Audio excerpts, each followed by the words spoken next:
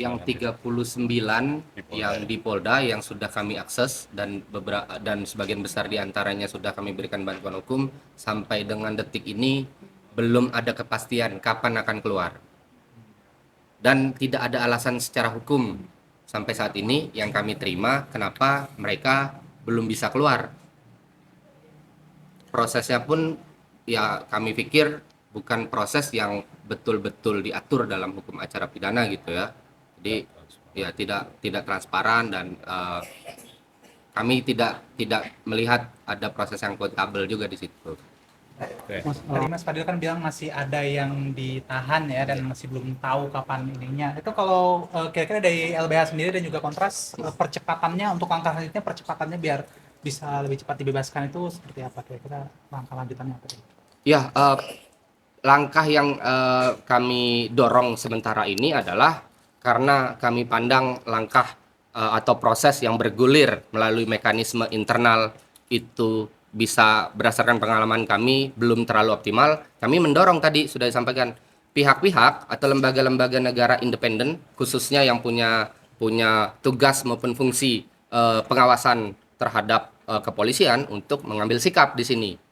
Ambil contoh misalnya di aksi 2122 Mei, Ombudsman dulu berani mengeluarkan rapid assessment bahwa aksi demonstrasi dan penanganannya itu dilakukan dengan potensi maladministrasi yang besar. Jadi kami memanggil marwah Ombudsman yang seperti itu. Kami memanggil marwah Komnas HAM yang betul-betul memiliki keberanian dan integritas. Ini bukan soal ego sektoral ya, ini soal hak orang, ini soal lembaga yang seharusnya menjalankan fungsinya dengan baik, khususnya terhadap dalam kasus ini terhadap masa aksi yang hak-haknya dilanggar, tapi tidak dilakukan, bagi kami belum dilakukan secara optimal gitu, dan kami mendorong itu. Tapi udah follow up ke ini lagi belum, ke Ombudsman dan juga Komnas HAM soal hal ini?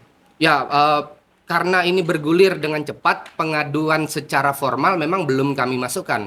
Tapi naif sekali kalau Ombudsman harus nunggu pengaduan secara formal gitu untuk masuk, sedangkan pelanggarannya di depan mata. Ya Komnas HAM juga seperti itu. Jadi pengaduan secara formal ya sebenarnya kami bisa adukan kapan saja. Tapi kan kami kemarin punya prioritas khususnya dalam pendampingan gitu ya.